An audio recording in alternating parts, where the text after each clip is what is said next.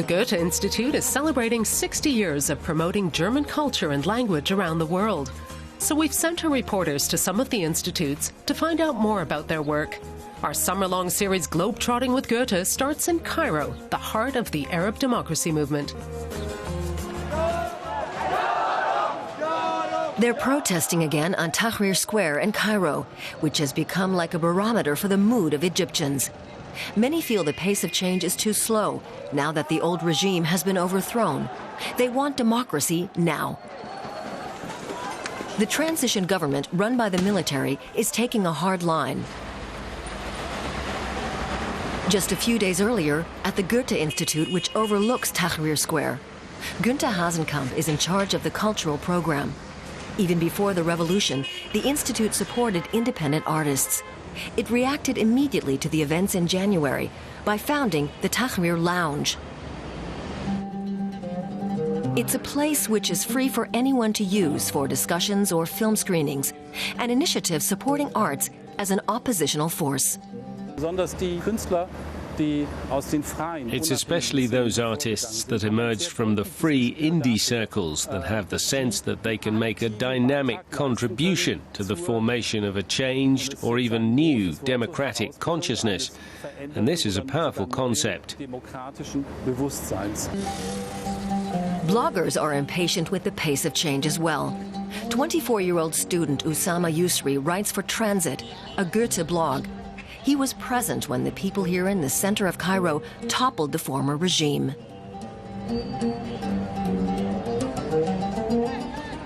It made a revolution inside me. I mean something like that indeed. First, it let me think again about the country, think about everything in the country. Let me tell you, before the revolution, just one year before the revolution, I stopped blogging. I was so much depressed. I was like, there's no hope and everything is screwing up and the country is going down and we will not do anything. But what happens next? Usama blogs about everything people are talking about.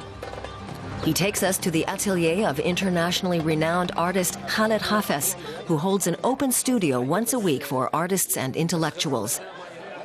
This open forum for a discussion is new, reflecting a tectonic shift in the society whereby the fear of reprisals has diminished.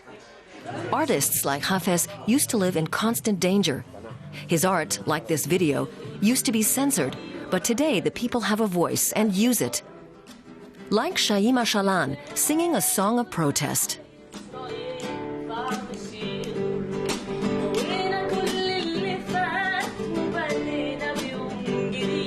It's my first time to be here, and it makes you feel like Egypt still get a lot of guys who really feel art and they want to express their feelings, their evolution inside them in art, and that's fantastic.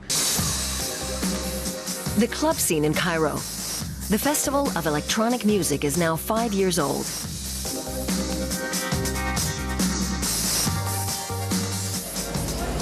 Rewabet Theater is situated in the midst of an old working-class neighborhood. It may not look like much, but it's the place to be for the young scene. The head of the indie label 100 Copies, DJ Mahmoud Refat, founded the festival. The Goethe Institute has supported him and Cairo's other electronic music pioneers since the very beginning. I can't say Oriental or classical, but there is an influence of this environment and of our own history, of course. I mean, you live in a city like this, you have a lot of influence around you. Either it's just on a social level or musically. This influence is there all the time.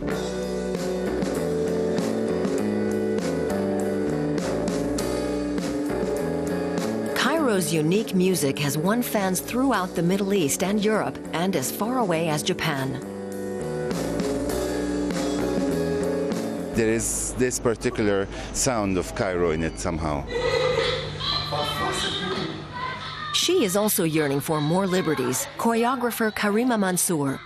The pioneer of modern dance in Egypt is a much sought-after teacher and performer, but hasn't been allowed to perform in her own country for years.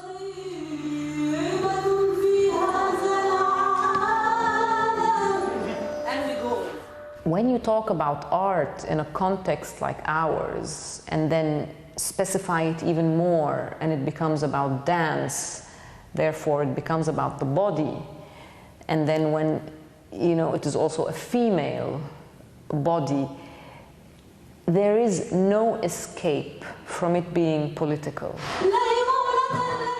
Modern dance has not yet established itself in Egypt and was never promoted by the state. So even before the revolution, the Goethe Institute offered Karima Mansour rooms to hold her workshops. Now she intends to perform with her students, claiming her ground, another revolution. Egypt boasts a vibrant, independent film industry, despite the lack of state support for independent directors like Tema El Said. Here, the Goethe Institute again has stepped in, and El Said is now editing In the Last Days of the City, a film that was completely financed by sources outside Egypt. He began shooting in 2009. It's a movie about filmmakers in crisis, a mix of fiction and documentary. And it's a declaration of love to Cairo and her people. It's a long way to go. We have to build a real democratic, liberal, civil country. Otherwise, we will come to the square zero again. So I think it depends on us. We have to push very hard to make our dreams come true. Just a few days after this interview, faster than even Tema El Said expected, they're back on Tahrir Square demonstrating for liberty and peace. There are no guarantees yet in Egypt.